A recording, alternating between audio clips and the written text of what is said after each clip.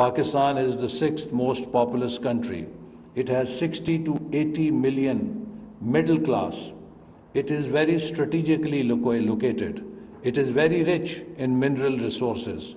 And first and foremost, it has a very young population.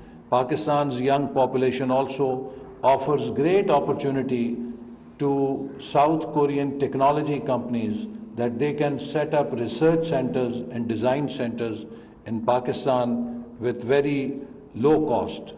We can offer world-class talent, but at the fraction of the international cost of human resource. So there are many opportunities for cooperation, and I hope that one area that remains very underutilized, that is tourism sector. Pakistan has so much to offer in terms of its Gandhara civilization to tourists from South Korea.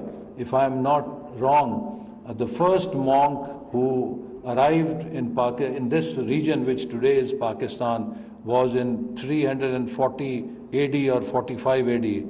So it is that old relationship that we have between our regions, this part of the world and where South Korea is. So Gandhara civilization, the Buddhist civilization offer great opportunity to also forge cultural relationship.